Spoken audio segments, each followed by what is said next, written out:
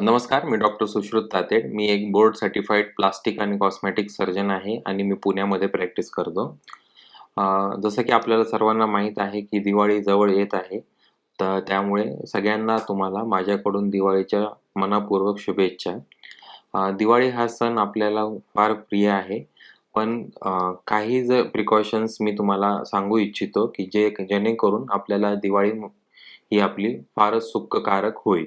जसं की आपल्याला माहीत आहे, की दिवाळी हा सण जवळ येत आहे. त्यामुळे आपण काही जर गोष्टी फॉलो केल्या, तर आपली ही दिवाळी फारच आनंददायी जाईल, ह्यात मला काही शंका नाही. सर्वात अगोदर म्हणजे दिवाळीमध्ये आपण फटाके फोडतो. हे फटाके फोडताना आपण काही प्रिकॉशन्स जर घेतल्या, तर आपल्याला नक्कीच ह्याचा फायदा होईल. जसे की फटाके जेव्हाही तुम्ही फोडाल, तर माझी तुम्हाला हात जोडून विनंती आहे, की हे फटाके जे आहेत, ते ओपन स्पेस म्हणजे ग्राउंड जे असतात तिथेच आपण फोडावे.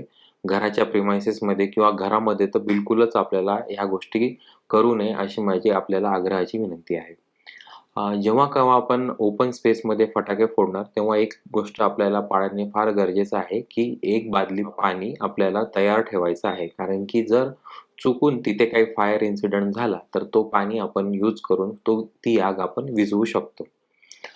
ह्याच्यानंतर दुसरी गोष्ट म्हणजे, की आपल्याला लहान मुलं जे आपली घरात आहेत, ते फटाके वाजवताना आपल्याला तिथे उभं राहणं फार गरजेचं आहे.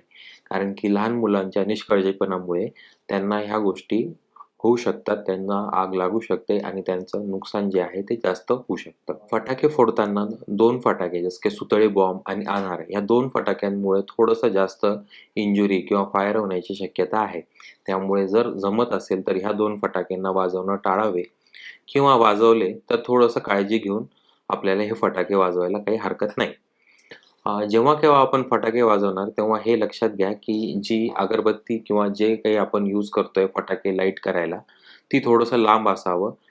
फटाक्यांमध्ये आणि आपल्यांमध्ये थोडासा हात 2 हात अंतर असलेलं खूप चांगलं. त्यामुळे आपल्याला जर सडन जर फटाका वाजला तर आपल्याला होणारा जी इजा आहे ती फार कमी राहील.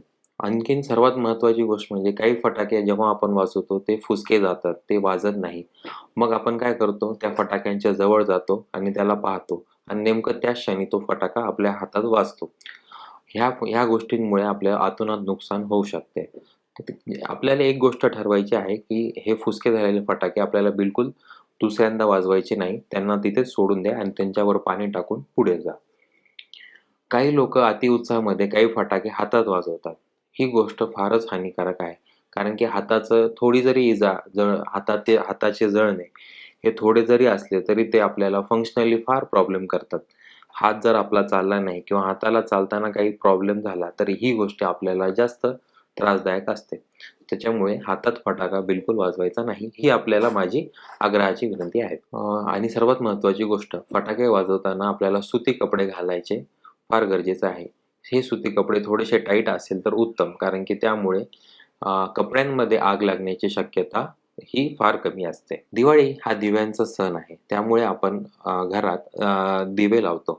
पण हे दिवे आपण बऱ्याचदा खालच्या लेव्हलला किंवा खालच्या ग्राउंडवर लावतो.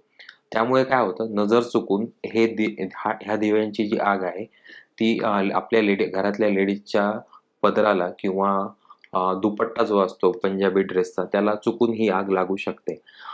त्यामुळे त्या महिलांना बर्न्सचा त्रास होऊ शकतो किंवा त्यांना बर्न्स होऊ शकतं. जर संभव असेल तर हे दिवे जे आहेत थोडंसं हाईटवर किंवा थोडंसं पायऱ्यांवर वगैरे जर आपण ठेवलं, तर ते आपल्या नजरेत राहतील आणि आपल्याला होणारा जो बर्नचा त्रास आहे किंवा चुकून जे आपल्या आग लागेल, त्या घटना कमी होतील. त्यामुळे माझी आपल्याला विनंती आहे, की दिवे लावताना थोडंसं हाईटवर लावा, जेणेकरून आपल्याला बर्न्सचा त्रास होणार नाही. आता ह्या सर्व गोष्टी होत्या, की ज्या प्रिकॉशन्स आपल्याला घ्यायच्या आहे बर्न टाळण्यासाठी किंवा दिवाळीमध्ये जळणं टाळण्यासाठी या गोष्टी आपल्याला करणं फार महत्त्वाचे आहे. पण जर चुकून आग लागली तर काय करायचं? जर चुकून आपल्या घरात कोणाला आग लागली किंवा कोण जळालं, तर सगळ्यात अगोदर एकच गोष्ट लक्षात ठेवायची, की कोणत्याही आगीचा इलाज आहे पाणी. आपल्या घराच्या नळाला येणारा पाणी हा सर्वात चांगला उपाय असतो. जेव्हाही आग लागेल, तेव्हा त्या माणसाला आपल्याला नळाखाली घेऊन जायचं आहे आणि तो पार्ट जो आहे, जिथं बर्न झालेला आहे, ते आपल्याला डायरेक्ट नळाच्या पाण्याखाली पकडायचं आहे. आणि 5 ते 10 मिनिटं त्याच्यावर आपल्याला कंटिन्यू पाणी टाकायचं आहे. जर हे शक्य नसेल तर आपल्याला बकेटमध्ये पाणी घेऊन मग्ग्याने सुद्धा टाकता येईल. ते आपल्याला कमीत कमी 5 ते 10 मिनिटं टाकणं फार गरजेचं आहे. पाणी टाकल्यामुळे जे बर्नची डेप्थ आहे ती कमी होते आणि सीरियसनेस जो असतो तो फार कमी होतो. हे सर्व करत असताना माझी आपल्याला एक विनंती राहील, की काही लोकं इंक टाकतात, काही लोकं टूथपेस्ट लावतात, काही लोकं टर्मरिक म्हणजे हळद लावतात. ह्या गोष्टीमुळे काय होतं, की इन्फेक्शनचे चान्सेस वाढतात आणि आम्हाला ट्रीटमेंट करताना फार अडचणी येतात. त्यामुळे ह्या गोष्टी आपल्याला कटाक्षाने टाळायच्या आहेत. आणि सर्वात महत्त्वाचं म्हणजे, की आपल्याला जवळच्या प्लास्टिक सर्जनला दाखवायचं आहे. प्लास्टिक सर्जन ह्याच्यावर आपले अत्याधुनिक उपचार करून आपल्याला चांगलं ट्रीटमेंट देईल आणि आपला जो बर्न आहे, त्याचा डेप्थ आहे तो कमी करेल, त्याचा सीरियसनेस कमी करेल आणि बर्नमुळे होणारे जे स्कार आहेत किंवा वण आहेत, ते सुद्धा आटोक्यात आणण्याचा तो प्रयत्न करेल. ह्याच्याशी संबंधित आणखीन काही आपल्याला माहिती हवी असेल, तर आपण खाली दिलेल्या नंबरवर किंवा ईमेलवर आम्हाला कॉन्टॅक्ट करू शकता. ही दिवाळी आपल्या सर्वांना सुखकारक, आरोग्यदायी जावो हीच आमची ईश्वरचरणी प्रार्थना आहे. हॅपी दिवाळी. Thank you.